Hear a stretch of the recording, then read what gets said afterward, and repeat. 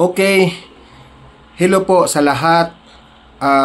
Magandang gabi, magandang umaga, magandang hapon sa lahat ng mga nakasubaybay po sa Donmar TV. If mapapansin nyo, hindi na makita yung aking YouTube channel, yung aking Donmar TV news channel, hindi na makita kasi nahack yung aking YouTube channel. And dahil doon, dahil sa hacker, nagkaroon po tayo ng violation sa YouTube. At kasalukuyang inayos po ng IT expert ng kaibigan ko, no? Shout out ka pala kay Sydney Ricafort, no, yung aking IT expert. At sabi niya, mariretrieve raw yung aking YouTube channel, no? Kinokontak pa yung customer service ng YouTube and hopefully maibalik yung ating YouTube channel. Pero bago ang lahat, no, itong YouTube na ito, itong napapanood nyo ngayon, ito yung backup na news channel natin, backup na YouTube natin. Ito yung panibago kong YouTube, okay? So sa mga nakasubaybay po sa Donmar TV, humihingi po ako ng tulong sa inyo.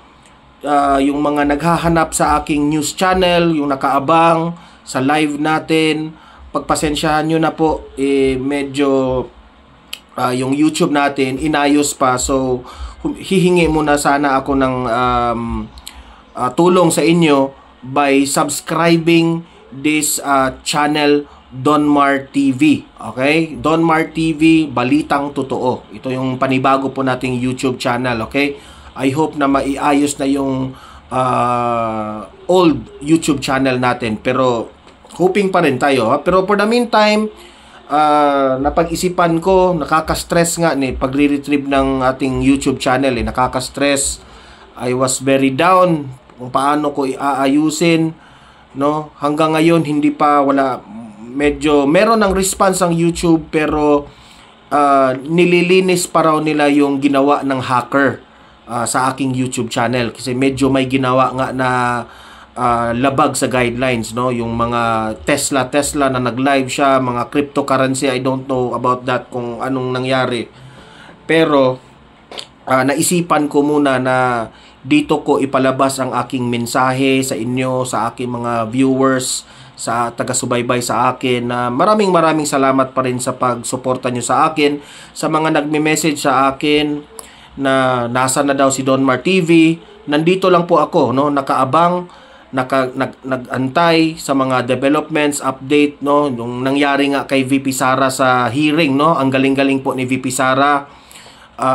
Hindi umubra yung budget hearing, no, yung chairman doon, yung sinabi niyang what's the difference between a witness and anong tawag doon, resource person, na pina-out nila si VP Sara. O, diba? Sablay sila doon.